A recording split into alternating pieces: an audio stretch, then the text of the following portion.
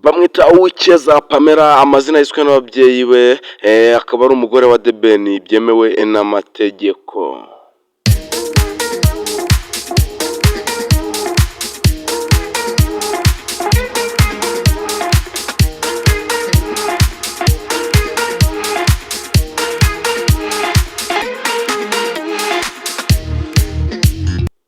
Ni umukobwa mwiza, ni umukobwa ufite imico myiza, ni umukobwa warezwe neza.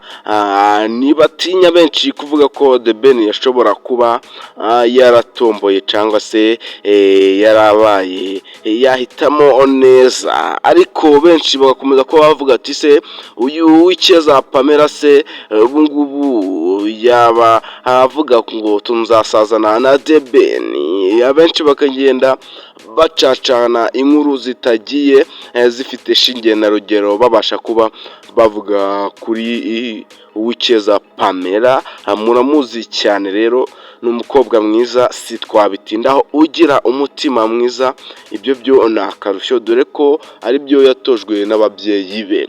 Ariko muri iyi minsi hari inkuru zagiye zivugwa kuri uyu mugore wa The Ben, abashije kuba bavuga ati umugore wa The Ben ubu yabashije kuba yatandukana n'ubita The Ben. N'izindi nkuru nyinshi zigenda zisebya uyu mukobwa bavuga ati Pamela yanze The Ben, ati kuko yaramushutse, yamutwaye atabishaka kuba yashakana n'uyu The Ben.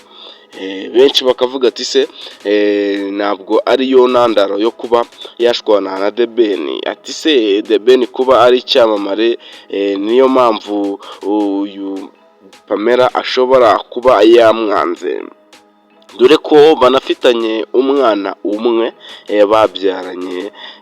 Rero uyu rero Pamela muri iki gitondo cyangwa se uyu munsi yabashije kuba yakandika ati, agira ati ku rubuga rwe nkoranyambaga rugiye rutandukanye cyangwa se akoresha, yanditse agira ati nk'uko mwabibonye cyangwa se nk'uko mwabonaga na postinze ibintu mukabasha kuba mwateraho komenti zigiye zitandukanye.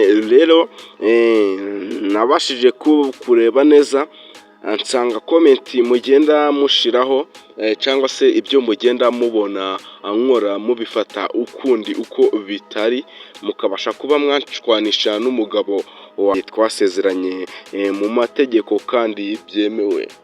Ubwo rero niyo mpamvu yabashije kuba yafata icyemezo akavuga ati mwese mwabashije kuba mwapostinga inkuru mbi kuri njyewe, ibintu bitandiho, mugomba kubitsiba, bitabaye ibyo tukajya mu mategeko bakabasha kuba bandenganura. Ati kuko ukuntu kunsebya ni uko marabika, ati nibitaba ibyo ndabarega ababashe kuba babahana bihanikiriye babaziza cyangwa se bababaza impamvu muba mwakoze ibyo ngibyo byo kugira ngo musebye umuntu, dore ko we anavuga ko nta kibazo na kimwe afitanye n'umugabo we The Ben.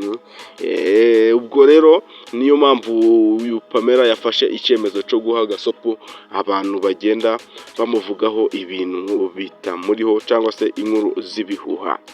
Rero nshuti twakomeje kumana mu kiganiro, nk'uko ko nimba utarakora subscribe yikore kugira ngo ibindi biganiro byiza tuzatubagezaho bizabageraho ku gihe. Mwari kumwe na Benjamin, ndabashimiye, Imana ibarinde, ndabakunda cyane, ciao ciao.